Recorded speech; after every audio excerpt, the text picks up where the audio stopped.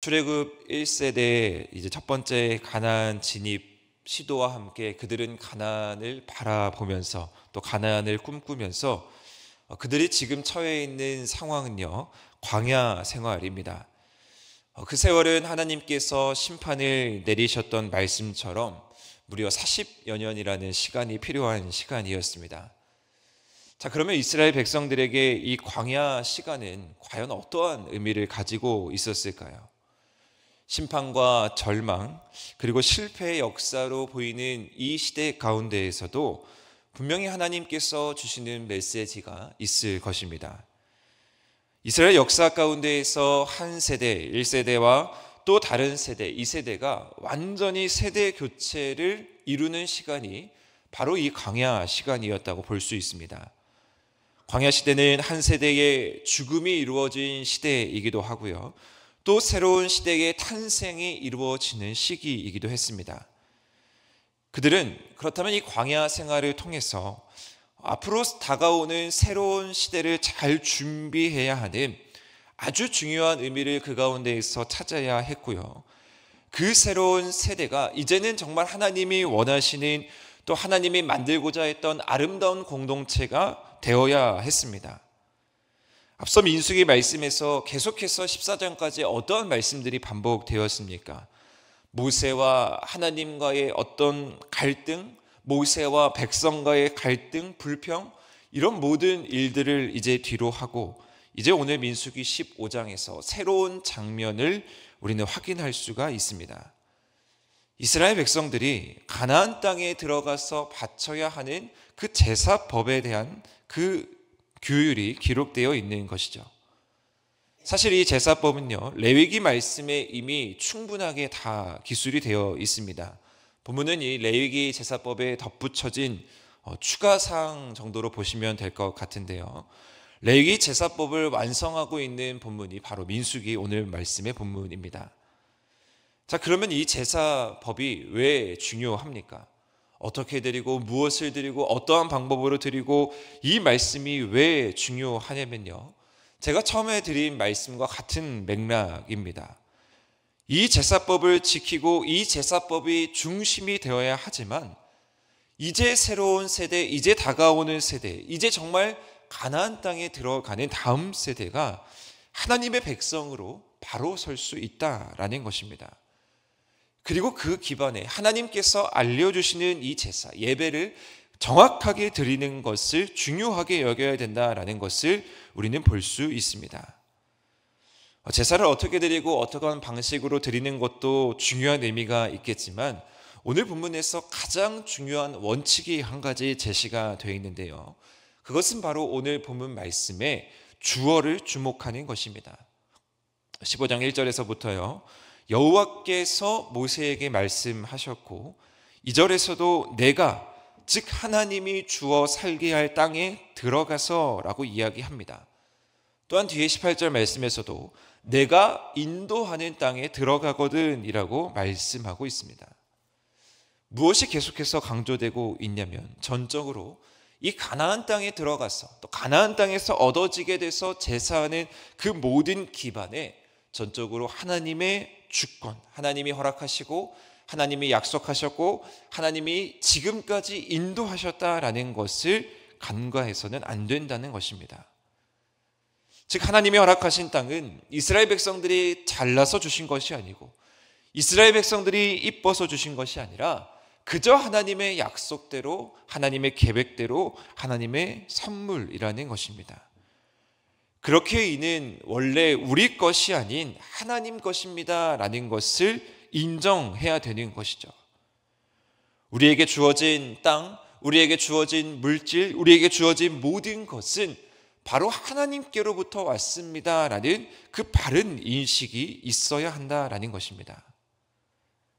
값없이 하나님께 받은 선물을 우리는 오늘 본문 말씀 가운데에서 우리의 삶에 적용하며 묵상할 수가 있습니다. 우리에게 주어진 선물이 무엇이 있습니까?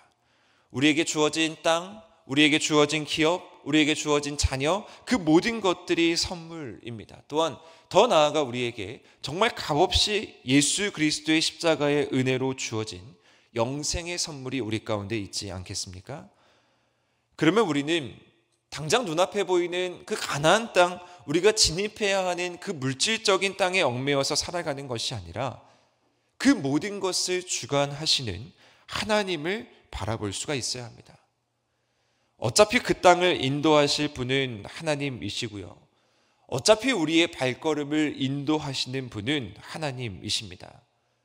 그러면 우리가 이 땅 가운데에서 살아갈 때에 우리는 그저 하나님의 발걸음에 맞춰서 하나님을 인정하고 하나님께로부터 왔음을 인정하면서 살아가는 자세가 더 중요하다라는 것이죠.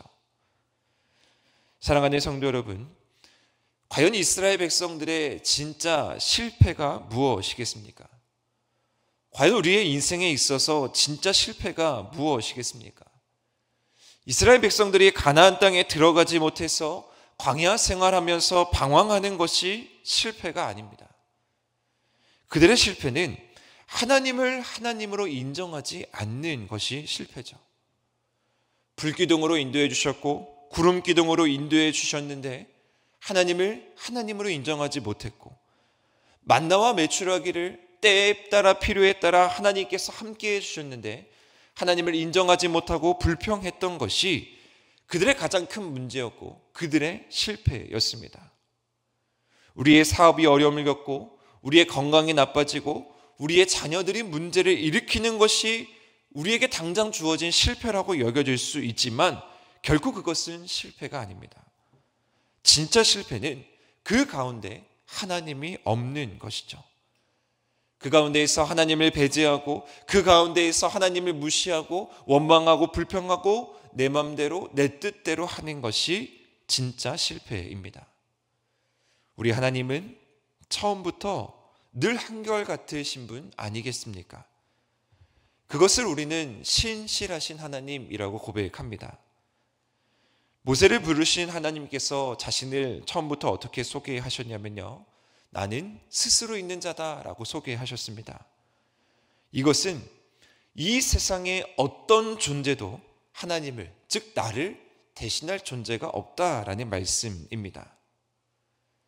그런데 왜 자꾸 우리는 하나님 외에 다른 것을 찾고 하나님께서 모든 것을 다 허락해 주셨음에도 불구하고 그것을 인정하지 않고 또 다른 것을 찾으며 살아가는 것입니까?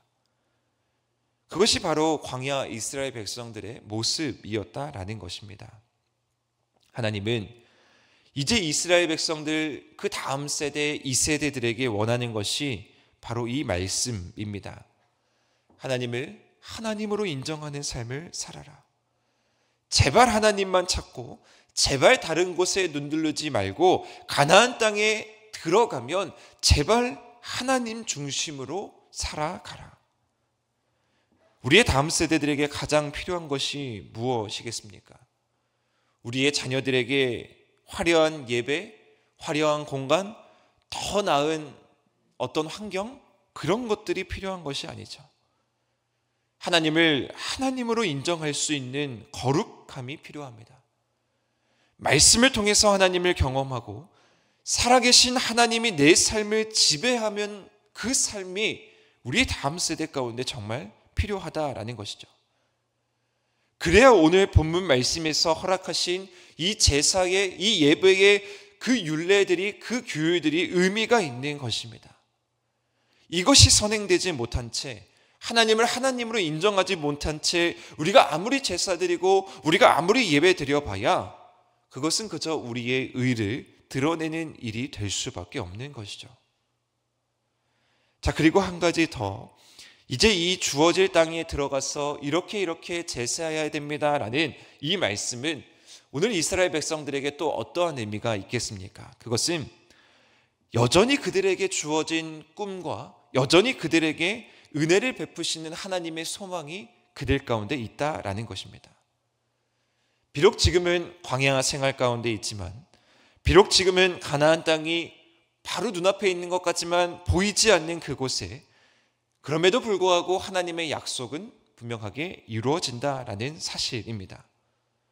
수송아지를, 또 수량을, 또 어린 순양을, 어린 염소를 제물로 드리고 숫자에 맞춰서 규정대로 너희들이 이렇게 드려야 한다라는 이 약속의 말씀은 반드시 하나님의 말씀이 이루어지고 반드시 그들이 이 말씀대로 제사 드릴 날을 기다리면서 그들 마음 가운데 소망과 설레임을 가져다 줬을 것입니다. 언젠가는 우리가 가나안 땅에 들어가서 이러한 제사를 드리게 될 날이 올 거야. 정말 하나님께서 우리에게 젖과 꿀이 흐르는 땅을 허락해 주셔서 우리가 그 땅 가운데 들어가서 다 함께 기쁨으로 제사 드리는 날이 올 거야. 그것이 우리의 자손이 되더라도 우리는 그 소망을 가지고 오늘 이 말씀을 기억하면서 약속의 주님 바라보면서 살아가야 한다라는 것이 그들에게 희망의 메시지였을 것입니다. 이스라엘 자손들이 범죄를 저지르고 이스라엘 백성들이 하나님을 떠나고 또한 이스라엘 백성들이 광야 생활 가운데 하나님의 심판이 그들 가운데 있음에도 불구하고 신실하신 하나님의 약속은 결코 단 한 번도 이스라엘 우리를 떠나지 않는다는 말씀입니다. 사랑하는 성도 여러분, 하나님은 결코 우리를 떠나지 않으십니다. 하나님은 절대로 우리를 포기하지 않으시는 분이십니다. 따라서 오늘 우리는 이 말씀을 묵상하면서 우리가 우리의 삶을 비추어 다시 한번 우리의 모습을 점검하기를 소망합니다. 우리의 예배는, 우리의 삶은 정말 하나님께로부터 왔습니다라는 그 하나님의 주권을 인정하는 삶을 살아가고 있으며 하나님의 주권을 인정하고 있는 예배를 드리고 있는가? 또한 우리는 이 예배를 통해서 하나님의 약속을 소망하며 하나님께서 우리에게 주어진 그 아름다운 땅, 아름다운 약속, 아름다운 구원의 계획을 인정하며 살아가는 그런 예배를 드리고 있는가? 우리가 그것을 점검하면서 오늘도 하나님 중심, 또 예배 중심으로 살아가시는 우리 하늘의 모든 성도님들 되시기를 주님의 이름으로 축복합니다. 하나님께서 말씀으로 정확하게 오늘도 우리를 지도하시고 우리의 길을 밝히 비춰주시는 분이 하나님이시라면 오늘 순간순간 하나님의 임재, 하나님의 함께하심을 경험하며 나아가는 우리 하늘의 모든 성도님 되시기를 주님의 이름으로 간절히 축원드립니다.